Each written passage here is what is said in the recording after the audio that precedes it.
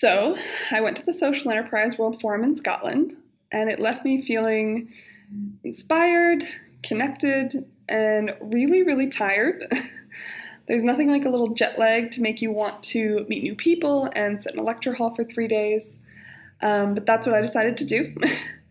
Now that I have had a couple weeks back to reflect on my journey, I want to share that with you. I'm feeling a responsibility to share the gift of learnings that I received while I was away, and bring that back to our community, to all of you, to share what I learned, but also to get your thoughts on what is going on in the international conversation around social enterprise and how do we fit into that. And I want to start by telling you that I am by nature a very curious person. If I'm honest, probably that stems from a bit of perfectionism. So I had a lot of questions when I was going over to the World Forum, a lot about how can we improve what we're doing here? What are we missing? Is there something that we can take advantage of and build here, support our social enterprises better? So just a few of the questions. I had long lists of questions on paper and running through my mind of how can we change the world better? So when I hopped on this plane to Edinboro, my goal was really just to satisfy my curiosity. We're often stuck in our bubbles, not just geographically, but time. How do we find the time in our day to think about the future when we are trying to fulfill all of our obligations right now? I felt like I had woken up with an empty email inbox and my boss saying, go explore for 3 days. Like winning the lottery, it was really nice. So how could I use this opportunity to the best of my abilities? Get out of my bubble, see how people are doing things, and reimagine what possibilities are in our community.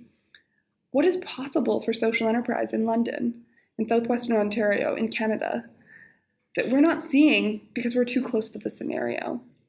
So this is my opportunity to just take a step back, think a little bit differently, and I loved it. I went in this with a philosophy of deep learning, deep listening. What can I hear? What am I not hearing? Who's speaking and who's not speaking in the room? Who's not even in the room? To me, it matters not just what the conversation is, but who's in the conversation. So I want to share with you a little bit about what my curiosity got me into, what it led to. Some answers for sure, some opportunities for ongoing collaboration that I'm hoping will become fruitful for our community here, but mostly a lot more questions. So I'm going to share those with you at the end, and if anyone has any answers, I'd greatly appreciate it. So I'm going to start with some of the answers that came up for me as we were going through this, because when you leave for a week, everyone likes to ask you, what did you learn? I can jokingly interpret that as, you got a trip to Scotland. Did you do any work while you were there? How is this benefiting our organization? So I'm trying to come up with a really good answer, partly to please the organization, but mostly because it's true. I learned so much, and there's so much to bring back to our community. So the first thing is, what is the international community of social enterprise talking about? And the good thing is that they're talking about the same things we're talking about. It's always nice when you know you're not missing anything, unless we're all missing it together, which is always possible. This notion of social procurement. How can organizations buy big contracts from social enterprises to sort of take social enterprise to the next level? So this notion of what would happen if Western committed 5% of their annual spending to social enterprises. Huge change in our community, freeing up tons of money to make social impact happen. So this idea of how do we encourage corporations to buy social? How do we encourage large charities to buy social? That's a big topic of conversation that's going on here in our community, but also around the world. The second piece, there's a lot of talk around public policy and government activism. A lot of government players there, certainly from Scotland, but from around the world, thinking about how can we bring social enterprise to the policies and practices that our government is implementing. Definitely a huge topic of conversation in Canada. Scotland and the UK are like 5-10 years ahead in terms of legal structures for social enterprises. That's still very new in Canada, of having different legal structures that's in between a for-profit and a non-profit. That exists now in Nova Scotia and in British Columbia. How do we embed that in more provinces? Is it something we should be embedding? These are some of the conversations happening here in Canada. If you haven't taken a look yet, the steering committee's recommendations for federal social innovation and social finance policy changes is up now. If you take a look at sesw.ca, a bit of a mouthful, they have 12 recommendations at the federal level of how can government be supporting social enterprise, social finance, social innovation more in our community. So take a look there, and that's really that conversation at the local level, or at the Canadian level. The other sort of big topic of conversation is, are we doing enough? One of the biggest sort of quotes that stuck out for me from the whole 3 days was Victor, who is the board chair of Social Enterprise UK, so a leader in social enterprise in the UK, basically saying, what the heck are we doing here? His sort of exact words, I'm paraphrasing a little bit, but while we're having this lovely little conversation over here, we're celebrating our successes, we're talking about the great impact that social enterprise is having, the world is going to shit. And it's this notion of we're not being part of the biggest conversations in our communities. If we think about the biggest economic drivers in our community, whether that's locally, whether that's federally, whether that's internationally, there's trillions and trillions of dollars being flowed into huge deals all of the time. And social impact is not a part of those conversations, for the most part. There are a few social enterprises that exist at the same scale that large corporations do. How does our movement grow to the point where we're having those conversations, where we're part of those conversations, where this is a priority, not just for our little bubble, talk about getting stuck in your bubble, but for everybody outside of that. So it was not just Victor, there was tons of conversations and a lot of the panelists speaking about how do we change our perspective so that we can communicate with the biggest stakeholders? How do we become larger stakeholders in economic decisions? How do we make social impact a priority? So that was really interesting, and I think that ties well into a lot of the sort of conversations we have at Pillar and we're having out in the community about what is the business case for social enterprise? How do we prove that this is where the market is going? I personally feel that social enterprise and sustainability, these conversations are inevitably going to get bigger. But how do we push that along? How do we advocate for that? How do we show that this is where the world is going? And if it isn't where the world is going, how do we shift the conversation so that that is where we're going? So that was really interesting. And of course, I got to meet a lot of different networks from around the world. So at the very practical level, was able to chat with social enterprise and charity networks from New Zealand to Australia to Denmark, really finding out what is it that they're doing really well, what is it that we're doing really well, how can we share. A lot of people wanting to learn about Pillar, about the work that we do here, about Innovation Works as a co-working space. Went to an amazing workshop on co-working and was able to share some insights about our work here, and the community bond in particular was very interesting for people. So I think what's interesting to me is that the things that we do here that are innovative to us are also innovative out in the world at a broader scale. So I think that was a bit of an ego boost for us to be able to say that. I want to share a couple social enterprises that I had the chance to either speak with or encounter or listen to while I was there. And the two that stood out to me, the first one is called Autisticon. Auticon, gonna get the name wrong. Auticon. And they're amazing. They're a global IT consulting business with thousands of employees all over the world. And all of their IT consultants are autistic. They have looked at what is the skill set of this population, and it started from, we want to give learning and work opportunities for people who are on the autism spectrum. And they said, what do those people do really well? generalizing, but what is a skill set that they have? And then they said, well, IT and technology is something that we know they excel in. Why don't we train in that? Now they have a global network of consultants. This is a scaled global social enterprise that's doing amazing work, not from looking at what is different about these employees, but in such a positive way.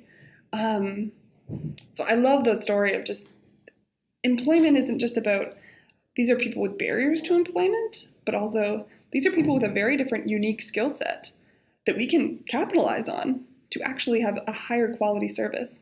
So I loved that.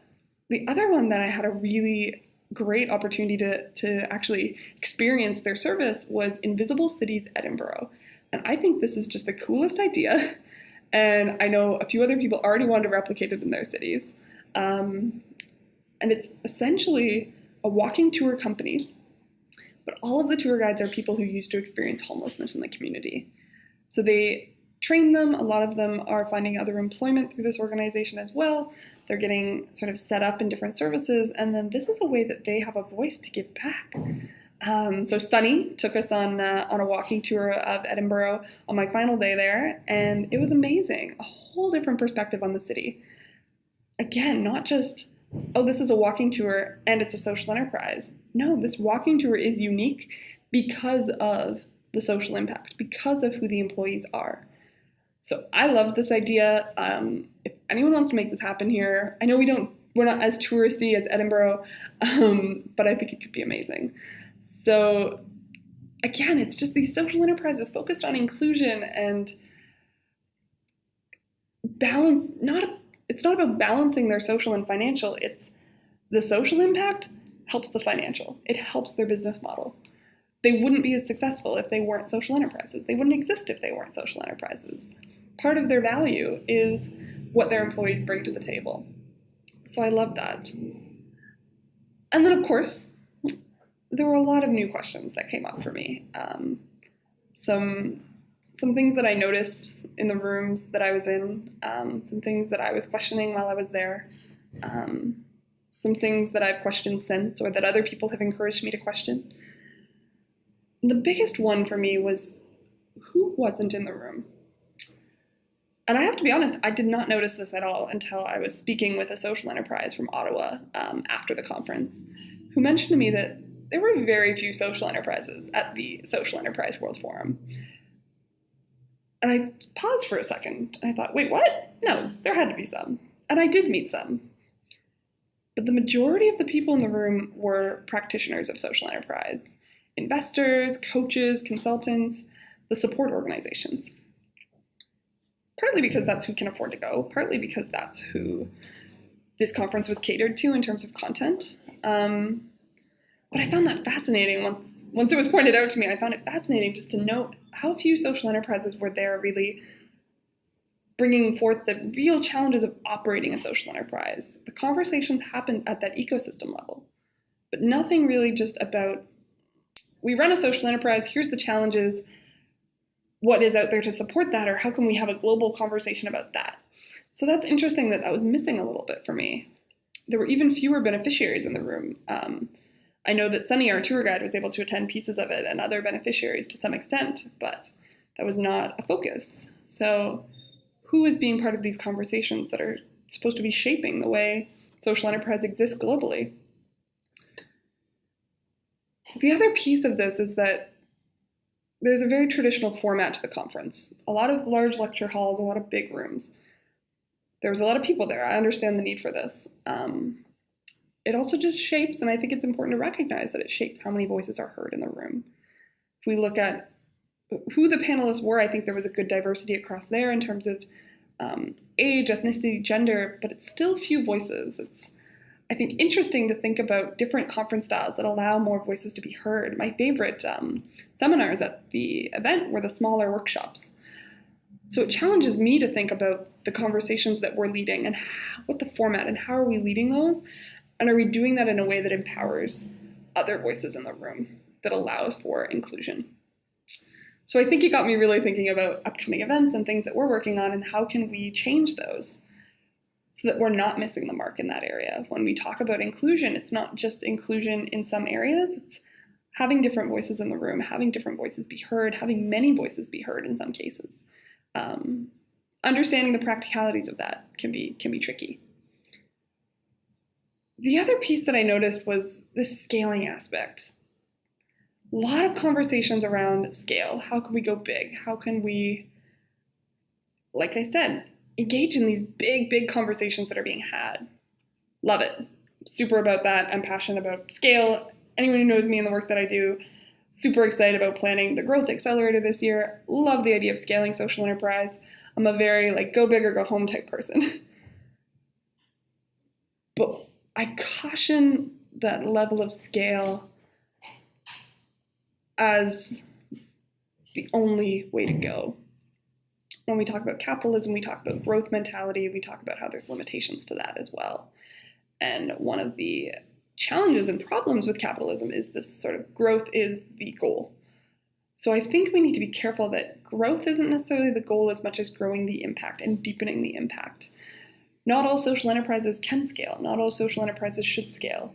Part of the challenge with social enterprise is that if I start a social enterprise in London and I'm solving a community problem here, or I'm helping solve a community problem here, and I try to scale that or expand that to Windsor, the community is very different. The social problem, the norms, the barriers are totally different. So scaling can also, in some instances, lessen the deep impact that we're able to have with individuals, with organizations, with a community. So I think there's just this questioning of growth is not the only goal unless we're really talking about deep impact, and let's not take growth over impact.